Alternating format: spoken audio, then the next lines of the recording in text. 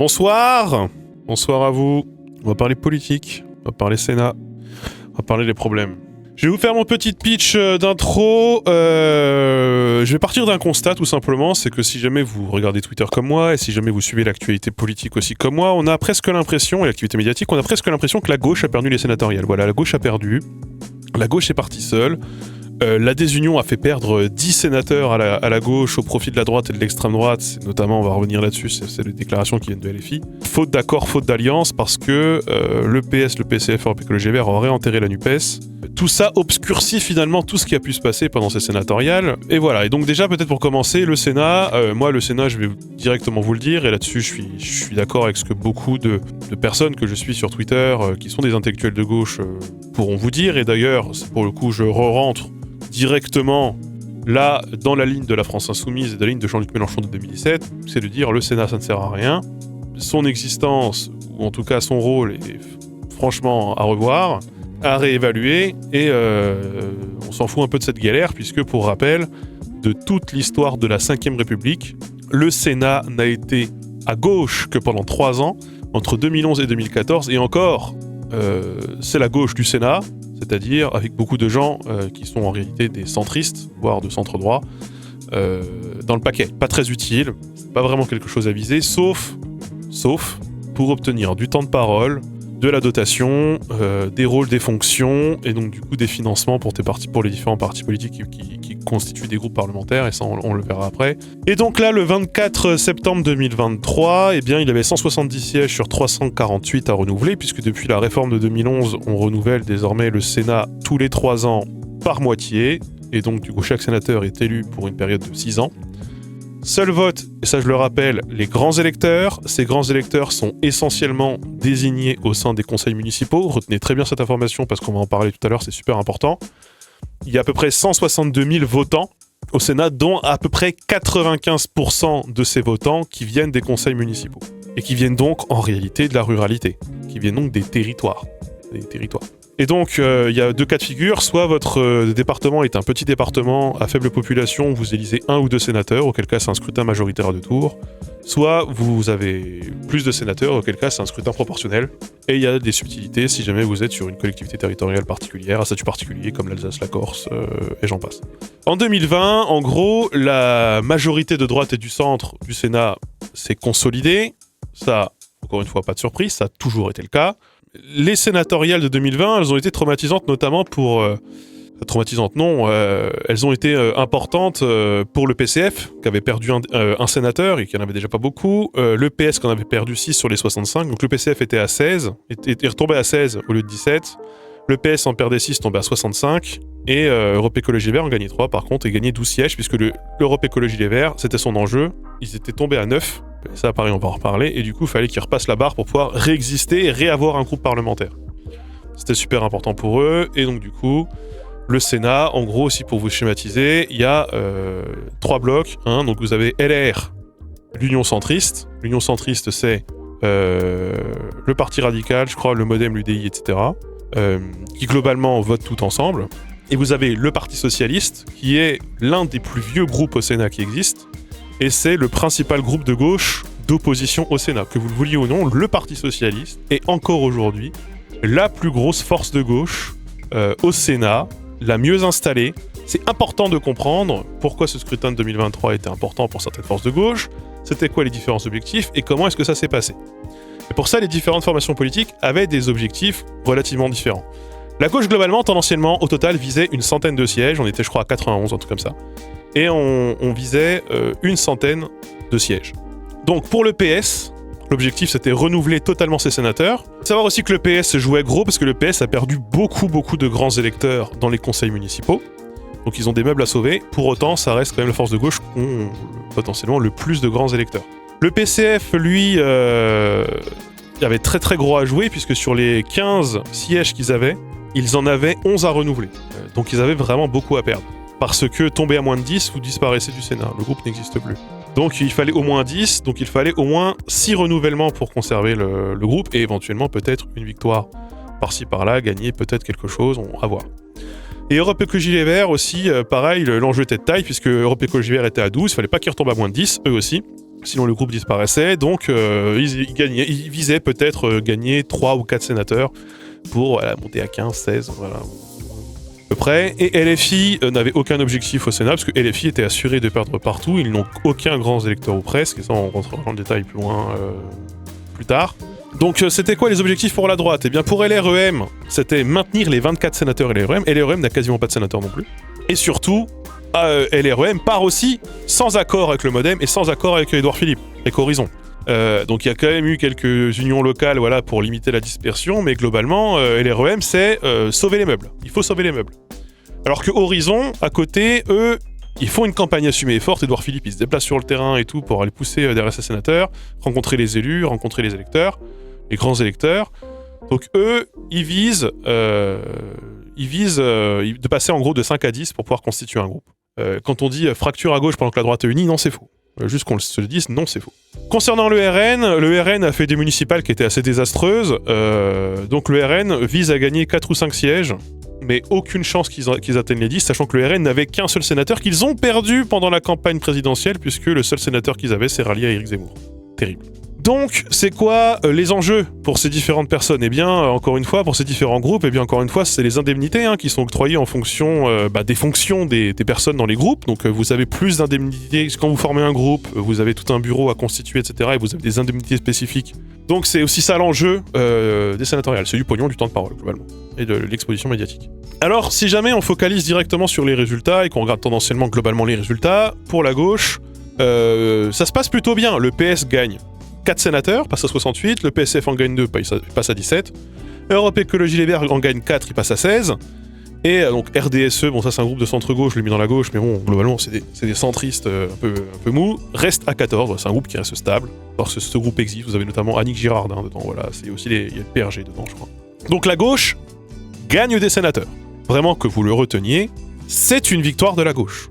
Pour le Sénat, sachant que vous ne renouvelez que la moitié des sièges, le fait d'avoir gagné 10 sièges sur les 170, c'est plutôt une bonne chose. LR perd 6 sièges, l'Union du Centre perd 6 sièges. Pour autant, et encore une fois, dans les médias, on a l'impression que la gauche a perdu. Déjà, il faut savoir, du coup, que pendant ces élections sénatoriales, il y a eu des accords PS, Europe Écologie Les Verts, PCF, qui ont existé localement. Et ça, on en a beaucoup vu, si jamais vous lisez un peu les médias et l'actualité politique, ça on l'a beaucoup vu, en mode, putain, le PS, le PCF, Europe Écologie Les Verts ont décidé de faire alliance commune sans LFI et contre LFI. En réalité, je tiens quand même à le rappeler, c'est que d'abord, il y a eu le PS qui a fait alliance avec le PCF de son côté. Europe Écologie Vert n'était pas dans l'équation. Et en fait, c'est le PS qui a mené toutes les tractations. L'alliance PS-PCF n'existe que dans 15 départements. C'est-à-dire qu'il y a beaucoup de départements, la majorité des départements, dans lesquels, en réalité, le PS et le PCF partent séparés, ou alors, il n'y en a qu'un des deux qui part, parce qu'il y en a un qui se retire, parce qu'il sait qu'il ne peut pas gagner. Ensuite sont venues les tractations Europe Écologie Les Verts, qui ont été difficiles, aussi on va en reparler, et en fait, cet accord PS Europe Écologie Les Verts a existé dans 14 départements. Encore une fois, ils n'ont pas existé dans la majorité des départements. Et ces accords sont surtout, en réalité, faits dans les départements d'Île-de-France.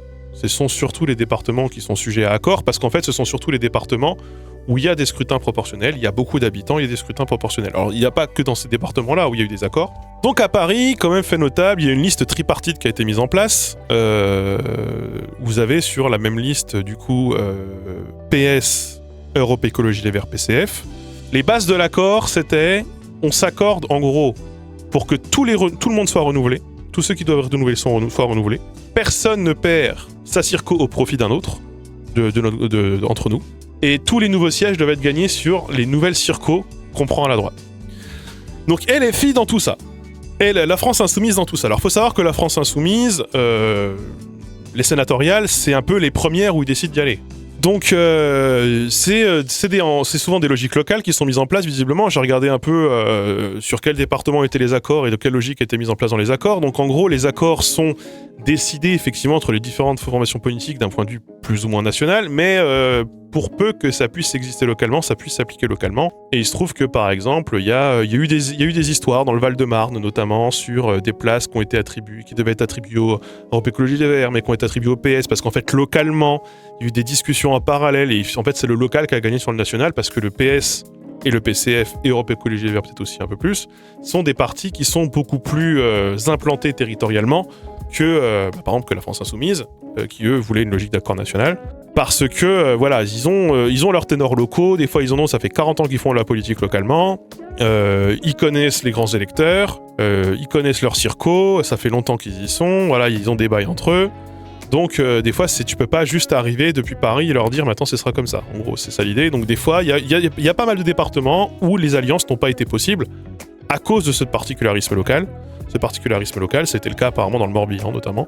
Donc ça aussi c'est quelque chose à garder en tête. Les accords entre le PS, PCF et ensuite PS Europe Écologie Les Verts, parce que du coup c'est PS qui a fait catalyseur, sont des accords qui n'ont pas été nationaux dans tous les départements et qui n'ont pas été simples partout.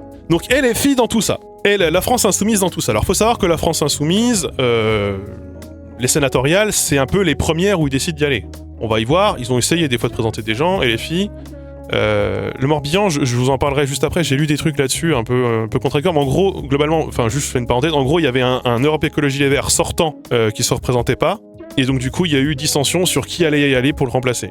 Et je crois que le PS a voulu y aller, alors qu'Europe Écologie Les Verts voulait y aller pour se succéder à eux-mêmes, et je crois que finalement ça s'est fait localement, etc. Donc LFI, ce qu'ils ont demandé, en gros, c'est LFI a pointé son bout de son nez en disant putain, il y a des accords qui se font sans nous, c'est pas normal, c'est la mort de la NUPES, aucune discussion n'a été commencée, c'est pas normal, et ils ont dit bon, on veut un sénateur, et ils ont demandé, d'ailleurs plus spécifiquement, un sénateur dans le Puy-de-Dôme. Sauf que, et bon, c'est ce qu'ont dit les socialistes et les communistes, donc j'imagine que, étant donné la difficulté et la durée que ça a mis pour pouvoir avoir l'alliance PCF-PS, et PS Europe Écologie Les Verts, ça a mis un certain nombre de mois, notamment Europe Écologie Les Verts PS, ça a été compliqué. En fait, le Puy-de-Dôme avait déjà fait l'objet d'un accord scellé entre le PCF et le PS, en gros, globalement. Donc, en gros, c'était exclu de toute façon que ça puisse être le Puy-de-Dôme. Et ensuite, parce que du coup, il y avait déjà un accord local qui avait déjà été fixé et signé, et une liste qui avait déjà été constituée. Si je comprends bien, en reconstituant les arguments de chacun, et de ce qui a été dit par chacun.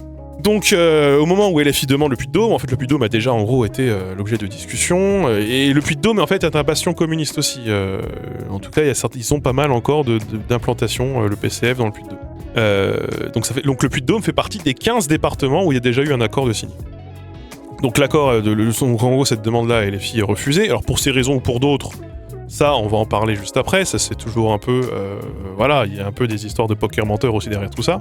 Et donc en gros, il leur est pas trouvé de place pour ce dernier sénateur. Honnêtement, il ne leur en est pas cherché une particulièrement, avec cette logique qui en reviendra après, mais en gros, de toute façon, LFI, ils ont pas de base électorale, ils sont bien sympas de nous demander un endroit où parachuter ou propulser un sénateur LFI, mais en fait les grands électeurs, en gros c'est potentiellement un risque de perdre une circo, j'en sais rien, enfin je sais pas trop ce qu'ils se sont dit, ça a été un peu compliqué, globalement LFI a été mis hors jeu, parce que LFI de toute façon, ils n'ont eu que dans leur histoire que 2 sénateurs LFI, et ces 2 sénateurs n'ont jamais été élus sous l'étiquette LFI, ce sont des dissidents PS qui se sont rattachés à LFI, dont une, Marie-Noëlle Lienemann, qui a, je crois en 2020 ou 2020, s'est fait réélire pour siéger avec les communistes, et donc du coup n'est plus étiqueté LFI directement. Donc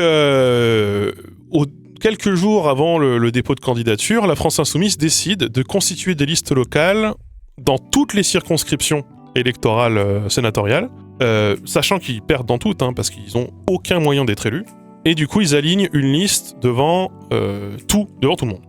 Toujours est-il qu'ensuite, donc il y a les résultats qui tombent, et LFI sort les arguments de communication en disant « Ben voilà, bravo, à cause de vous le PS, Europe Écologie Les Verts et le PCF, à cause de vos vieux appareils, de vos vieilles logiques politiques, on a perdu 10 sièges au profit de la droite et du RN, parce qu'avec la dispersion des voix, notamment parce que notre liste existe, parce que vous n'avez pas voulu nous inclure, eh bien on a fait gagner la droite à pas mal d'endroits.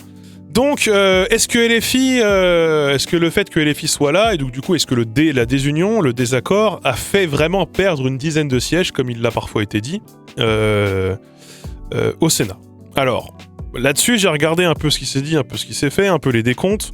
Dans les Hauts-de-Seine, après recomptage, la gauche perd effectivement un siège à 2 voix près. C'est Europe Écologie Les Verts qui est privé de siège, alors que LFI a fait 56 voix. Alors 56 voix, c'est rien du tout, mais comme il manquait que 2, c'est la différence. Dans l'Essonne, on a Sarah Genaïm du PCF qui a perdu à 9 voix près. En Isère, le PCF perd aussi potentiellement un élu à 40 voix alors que LFI fait 113 voix. Mais là encore une fois, il y a un autre divers gauche qui fait 323 voix, un autre divers gauche anti-NUPES. parce qu'il y a aussi des listes divers gauche anti-NUPES dans beaucoup de circos. Et dans le Nord, on a un élu Europe Écologie Les Verts qui passe à 5 voix de siéger à cause notamment de la liste d'Hugo Bernalicis. Mais là aussi, il faut dire qu'en fait, non, il y a aussi une liste dissidente PS qui a fait 292 voix. Alors selon ça qui s'appelle Vernier, qui est le responsable de l'élection à LFI, il y avait une volonté, 4 sénateurs pardon, il y avait une volonté d'éradiquer LFI de la part du PS, d'Europe Écologie Les Verts et du PCF. Je trouve ça quand même un peu exagéré, sans déconner. Selon le communiqué qui a été fait par LFI, le PS, le PCF et Europe Écologie Les Verts enterrent la NUPES pour les sénatoriales de 2023. Là, pareil, je pense que ça n'a pas grand-chose à voir là-dedans, bon, potentiellement. Donc, selon Pierre Ouzoulias, leur problème fondamental, du coup, à LFI, c'est qu'ils ne connaissent pas le Sénat. C'est la première sénatoriale à laquelle ils participent. C'est pas tout à fait vrai. Jean-Luc Mélenchon voulait dans son programme supprimer le Sénat. On ne peut pas pendant 20 ans être très dur vis-à-vis du Sénat et arriver 6 mois avant et dire « je veux un poste ». Et après, il y a les grands électeurs, ils ne l'ont pas compris. Ils ont abordé les sénatoriales comme des législatives où on met un candidat et c'est comme ça. Et c'est vrai que la question des grands électeurs, on va y revenir, elle est un peu centrale. Et les filles avaient difficilement possibilité de se faire élire. Et il se trouve que au municipal de 2020, la France Insoumise a fait a gagné 0,02% des sièges dans les communes de moins de 100 000 habitants, qui composent 95% des élus, alors pas ces élus-là, mais composent vraiment la majorité du corps du coup électoral au Sénat. Donc la France Insoumise a gagné 11 fois moins de sièges que l'Europe Écologie Les Verts, 31 fois moins de sièges que le Parti communiste et 56 fois moins de sièges que le Parti socialiste dans les communes de moins de 100 000 habitants, qui décident de l'élection. LFI, en réalité, quand vous regardez les scores municipaux dans les communes de moins de 100 000 habitants, c'est le 4e parti qui fait le plus mauvais score, sachant qu'il y a 24 listes. Ils sont entre Dupont-Aignan et les Gilets jaunes, je crois. C'est un score absolument ridicule. Donc même si tu arrives à choper un mec ou deux LFI dans un village où il y a moins de 11 personnes, où il y a 11 personnes au conseil municipal, c'est mort en fait. Enfin, jamais de la vie vous avez un grand électeur en fait. Parce que le système des grands électeurs fonctionne de sorte à ce que il faut quand même avoir une bonne représentation. Donc si on reprend en 2020 toujours les scores de la France Insoumise. La France Insoumise a fait 0,09% des voix au scrutin majoritaire au sénatorial de 2020. C'est rien du tout. Et ils avaient fait 0,51% au scrutin proportionnel en 2020 toujours. Et en 2017, ils avaient fait 0,05% des voix au majo, donc ils avaient fait 11 voix. Donc LFI, du point de vue, et c'est ce que défend le PS, le PCF et Europe Écologie Les Verts, n'existe pas localement, n'existe pas dans ces élections-là, ils font des scores qui sont absolument dérisoires. Moi, je pense, encore une fois, je pense que, d'accord, tant mieux, certes, pour autant, il y a un siège, on pouvait leur retrouver un siège. Quand même. On pouvait les mettre sur une liste, la liste de Paris, on pouvait leur supprimer un nom et mettre un nom LFI à la place, voilà, sénateur de Paris. On pouvait, franchement, il y avait des trucs à faire de ce côté-là. Mais alors pourquoi n'a-t-il pas eu d'accord avec la France Insoumise finalement ? Qu'est-ce qui s'est passé ? Quelques pistes de réflexion, et il y a notamment des pistes de réflexion assez personnelles par rapport à des choses que j'ai pu lire. La première piste de réflexion, c'est que les accords sont surtout locaux avant d'être nationaux. En fait, notamment quand vous avez des partis très décentralisés, comme le Parti Socialiste, et comme le Parti communiste. Et des fois, c'est des accords qui sont difficiles à faire appliquer localement, c'est ce que je disais tout à l'heure, notamment dans des circos comme le Morbihan, où apparemment ça a été compliqué l'entente, parce qu'entre ce qui pouvait être décidé à Paris et ce qui était décidé localement, il y avait des fois un gap. Et donc, c'est ce qui fait d'ailleurs, et ça on le voit très bien, qu'on a des listes dissidentes très bien situées, très fortes, avec des très bons scores. C'est dans le camp en Isère, je crois, où vous avez un DVG qui fait 13%, un truc comme ça. Parce qu'en fait, ces listes-là, elles sont constituées par des poids politiques locaux, qui connaissent, ils connaissent tous les grands électeurs, ils connaissent les villes, ils connaissent les gens, ils sont dans le tissu politique local, ils sont très bien situés dans le tissu politique local. Et ces gens-là, des fois, ils s'en battent les couilles de ce qui se décide à Paris ou au national, parce qu'en fait, pour le coup, et c'est vraiment une élection très locale, le Sénat, là, en ça, tu peux te prendre la tête avec le Natio PS de ce qui est décidé à Paris, tu présentes quand même ta liste, et t'es quand même élu, et c'est le PS officiel qui est pas élu, parce que toi, tu connais les gens localement, et ils votent pour toi. Ensuite, pour moi, il y a une piste de réflexion qui, malgré tout, est super importante, je pense, quand même. Et qui, pour moi, peut-être même d'ailleurs le principal élément de compréhension, si des fois on lit un peu entre les lignes, etc. Le Parti Socialiste, au Sénat, est le groupe d'opposition majoritaire, je l'ai dit à plusieurs reprises, c'est le plus gros groupe de gauche, que vous le vouliez ou non.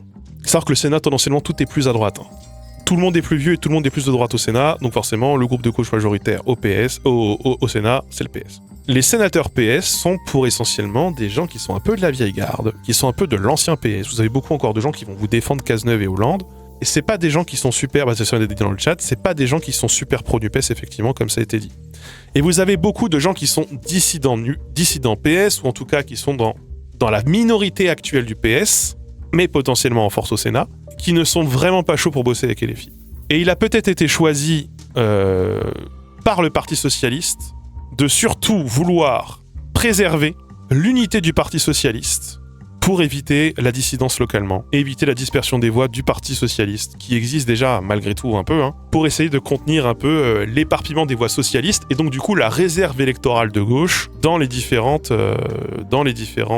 circonscriptions. Si jamais on signe maintenant avec LFI, si c'est pour nous retrouver avec 4-5 départements où en fait on part séparer dans le PS, parce que vous avez le PS NUPES et le PS anti-NUPES qui s'affrontent localement parce qu'ils sont pas contents qu'il y ait LFI dans le bail, et bien en fait on va surtout, nous PS, perdre 5 sénateurs pour peut-être que LFI en gagne 1. Et donc en fait on a peut-être plus à perdre pour la gauche en entier si on fait un accord avec LFI qui de toute façon ne gagnera jamais, sauf si jamais on leur fait grâce d'une place sur une liste que nous on mène, plutôt que si on les inclut et que du coup on se retrouve avec de la dissidence. Il y a peut-être une piste de réflexion de ce côté-là.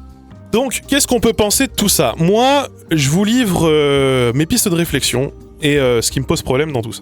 Évidemment, j'aurais préféré, en tant que personne du PCF, proche du PCF, je n'ai pas ma carte au PCF, en tant que personne proche historiquement du PCF, et je dis proche historiquement, je ne suis pas proche de Fabien Roussel du tout, vous savez, même quand Jean-Luc Mélenchon était le candidat du Parti communiste aux élections présidentielles, en 2012 et en 2017, il n'y avait pas d'accord pour les sénatoriales entre le Parti de gauche et le Parti communiste. Ça, je le rappelle, en fait, et à l'époque, c'était normal, ce n'était pas un problème, parce que de toute façon, le PG ne voulait pas de sénateur, n'a jamais visé le Sénat, Mélenchon s'en foutait du Sénat, il savait que c'était vraiment pas du tout son but, et de toute façon, il était en croisade contre le Sénat à ce moment-là, il était pour sa suppression. Donc, même à cette époque-là, même quand Mélenchon défendait l'union avec les communistes, et il parlait au nom des communistes sur les plateaux télé, et on l'a vu, On n'est pas couché, défendait la vision des communistes, et le fait qu'on pouvait être pro-nucléaire, productiviste, en même temps écologiste, quand il devait défendre les communistes. Pour autant, la même année, il y avait des listes distinctes entre le PCF et le Parti de gauche pour les sénatoriales. Et à l'époque, c'était pas la mort de l'accord, c'était pas la mort de l'alliance. C'est juste que, tendanciellement, et vous regardez les chiffres de 2020, vous regardez 2017 et 2014, au Sénat, les forces de gauche partent quasiment toujours séparément, notamment parce que dans la plupart des circonscriptions, on a un scrutin à la proportionnelle. Même si ça ne joue pas forcément toujours en notre faveur. Il y a un autre élément, moi, duquel je suis pas fan, qui est de dire, mais en fait, les sénatoriales, c'est la conséquence des municipales de 2020. En 2020, on est parti séparés, donc au sénatorial, on part séparé, c'est le corollaire. Je suis pas forcément fan de ce discours, ça, c'est... voilà. Moi, j'aurais aimé que la France Insoumise ait son sénateur et que ça se passe... beaucoup mieux, et que ce tapage médiatique qui nous fait passer tous pour une défaite et pour une fracture de la gauche et pour un moment de débâcle, c'est une victoire, je vous rappelle, on a gagné 10 sièges à peu près, quand même on a gagné un peu. Est-ce que ça sert à grand chose ? Non, du tout. Est-ce qu'on aurait pu parachuter LFI sur une liste ? Oui. Est-ce que ça nous aurait fait perdre des circos localement à cause du PS et de la dissension qui se passe dans le PS ? Probablement.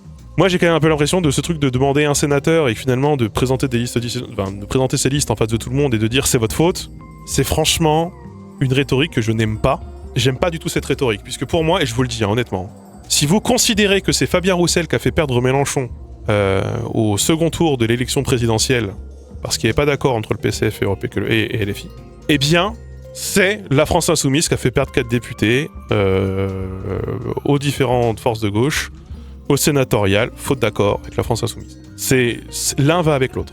Alors moi je comprends, il n'y a pas d'accord, ils présentent une liste. C'est normal. Évidemment c'est normal. Ils le font, sachant qu'ils vont perdre quoi qu'il arrive, ça fait perdre de l'énergie à tout le monde. On s'en fout. On s'en fout. S'ils n'ont pas de représentativité, ils en cherchent, ils présentent une liste, c'est normal. Moi je trouve que c'est normal. Là-dessus, moi jamais vous m'entendrez dire eux ils font pas assez de voix, il faut qu'ils se retirent au profit de ceux qui en font le plus. Moi le vote utile, je suis contre le vote utile, je trouve que cette logique du vote utile elle pue la merde. Et moi à l'époque, juste pour élément de contexte, moi je défendais Jean-Luc Mélenchon et je défendais à l'époque le parti de gauche au motif de arrêter de nous parler de vote utile au PS s'il vous plaît, parce qu'à l'époque le PS était à fond sur le vote utile pour essayer de récupérer les voix de Jean-Luc Mélenchon. Mais Mélenchon qui est en train de monter. Donc moi le vote utile, quoi qu'il arrive, jamais vous m'entendrez le défendre. Par contre, le fait que ce soit la France Insoumise qui défende ces éléments de langage, de dire c'est vous qui vous avez fait perdre à toute la gauche des députés parce que vous nous avez laissé présenter des gens, ça par contre je trouve ça assez malhonnête, je trouve que c'est un élément de langage, une rhétorique que j'aime pas beaucoup. C'est plutôt, moi j'aurais, enfin, c'est dommage. C'est dommage, au global, globalement, c'est dommage, et c'est la faute de personne. C'est la faute de personne, c'est le contexte politique fait que ça s'est passé comme ça, on a gagné des sénateurs, peut-être pas assez, et LFI en gagnera peut-être d'ailleurs en chemin, parce que c'est arrivé à LFI au cours des dernières années de gagner en chemin, voilà, des dissidents PS qui passent à LFI, c'est arrivé avec Marie-Noëlle Lindemann notamment, et moi ça me fatigue. Et donc du coup, si je veux bien retenir un truc de ce sénatorial, c'est que la gauche dans l'enseignement, elle a gagné. Elle aurait pu faire mieux, oui. Ça aurait pu se passer différemment, oui. Mais là, le fait que tous les éléments de langage, moi ça me dépasse. Ça me dépasse. Voilà,